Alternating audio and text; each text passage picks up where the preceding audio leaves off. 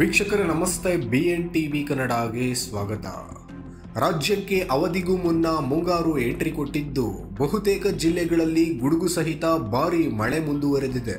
ಹಾಗೆಯೇ ಇಂದಿನಿಂದ ಮುಂದಿನ 3 ದಿನಗಳ ಕಾಲ ರಣಮಳೆ ಸುರಿಯುವ ಸಾಧ್ಯತೆ ಇದೆ ಎಂದು ಹವಾಮಾನ ಇಲಾಖೆ ಮುನ್ಸೂಚನೆಯನ್ನ ನೀಡಿದೆ. ಹಾಗಾದರೆ ಎಲ್ಲೆಲ್ಲಿ ಭಾರೀ ಮಳೆಯಾಗಲಿದೆ ಎಂಬುದನ್ನು ನಾನು ನಿಮಗೆ ಹೇಳ್ತಾ ಹೋಗ್ತೀನಿ, ಕೇಳಿ. ರಾಜ್ಯ ರಾಜಧಾನಿ ಬೆಂಗಳೂರಿನಲ್ಲಿ ಇಂದು ಬೆಳಗ್ಗೆ ಬಿಸಿಲಿನ ವಾತಾವರಣ ಇದ್ದು ಸಂಜೆ ಅಥವಾ ರಾತ್ರಿ ವೇಳೆಗೆ ಭಾರೀ ಮಳೆಯಾಗುವ ಸಾಧ್ಯತೆ ಇದೆ ಎಂದು ಹವಾಮಾನ ಇಲಾಖೆ ತಿಳಿಸಿದೆ. ಕಳೆದ 2 ದಿನಗಳಿಂದ ನಗರದಲ್ಲಿ ಮಳೆ ತಗ್ಗಿದ್ದು ಮುಂದಿನ ದಿನಗಳಲ್ಲಿ ಮತ್ತೆ ಆರ್ಭಟಿಸುವ ಮುನ್ಸೂಚನೆ ಇದೆ. ಇನ್ನು ಮುಂದಿನ 3 ದಿನಗಳ ಕಾಲ ಗುಡುಗು ಮಿಂಚು ಸಹಿತ ಭಾರೀ ಮಳೆ ಸುರಿಯುವ ಮುನ್ಸೂಚನೆ ಇದ್ದು ಈ ಹಿನ್ನೆಲೆ ಮುಂಜಾಗ್ರತಾ ಕ್ರಮವಾಗಿ ರಾಜ್ಯದ ಹಲವು ಜಿಲ್ಲೆಗಳಿಗೆ ರೆಡ್ ಅಲರ್ಟ್ ಘೋಷಣೆ ಮಾಡಲಾಗಿದೆ.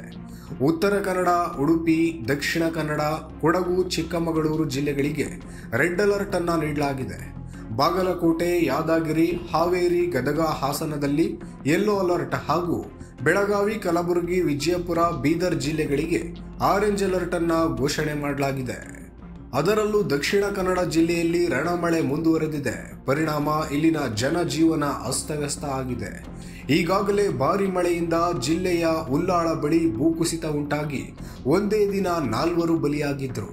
ಇನ್ನು ಇದೀಗ ಮಳೆ ಮುಂದುವರೆದ ಪರಿಣಾಮ ಮತ್ತೆ ಗುಡ್ಡ ಕುಸಿತವಾಗುವ ಆತಂಕ ಎದುರಾಗಿದೆ. ಹಾಗಾಗಿ ಈ ಭಾಗದ ಜನರಿಗೆ ಎಚ್ಚರಿಕೆಯಿಂದ ಇರುವಂತೆ ಹವಾಮಾನ ಇಲಾಖೆ ಸೂಚನೆಯನ್ನ ನೀಡಿದೆ. ಭಾರೀ ಮಳೆ ಮುಂದುವರಿಯುವ ಹಿನ್ನೆಲೆ ಹವಾಮಾನ ಇಲಾಖೆಯ ಜಿಲ್ಲೆಗೆ ಶನಿವಾರ ಸಹ ರೆಡ್ ಅಲರ್ಟ್ ಅನ್ನು ಘೋಷಣೆ ಮಾಡಿದೆ. 115ರಿಂದ 204 ಮಿಲಿಮೀಟರ್ ವರೆಗೆ ಮಳೆ ಸುರಿಯುವ ಸಾಧ್ಯತೆ ಇದೆ.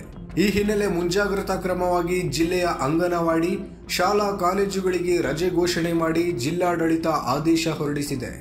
ಜೊತೆಗೆ ತಗ್ಗು ಪ್ರದೇಶಗಳಲ್ಲಿ ವಾಸ ಮಾಡುವವರಿಗೆ ಎಚ್ಚರಿಕೆಯಿಂದ ಇರುವಂತೆ ಸೂಚನೆಯನ್ನು ನೀಡಲಾಗಿದೆ.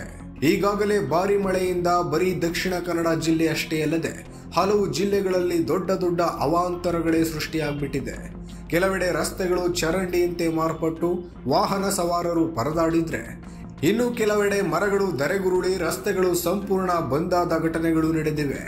ಇನ್ನು ಮುಂದಿನ ಹಲವು ದಿನಗಳ ಕಾಲ ಮಳೆ ಹೀಗೆ ಮುಂದುವರೆದರೆ ಇನ್ನೇನು ಅನಾಹುತಗಳು ಸಂಭವಿಸಲಿವೆಯೋ ಎಂದು ಊಹಿಸಿಕೊಳ್ಳಲು ಸಾಧ್ಯ ಇಲ್ಲದಂತಾಗಿದೆ.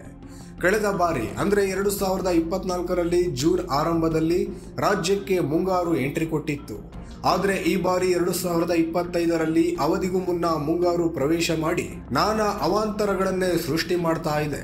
ಇನ್ನು ಮುಂದಿನ ದಿನಗಳಲ್ಲಿ ಯಾವ ಪ್ರಮಾಣದಲ್ಲಿ ಮಳೆಯಾಗಲಿದೆಯೋ ಎಂಬ ಆತಂಕದಲ್ಲಿ ಜನರಿದ್ದಾರೆ.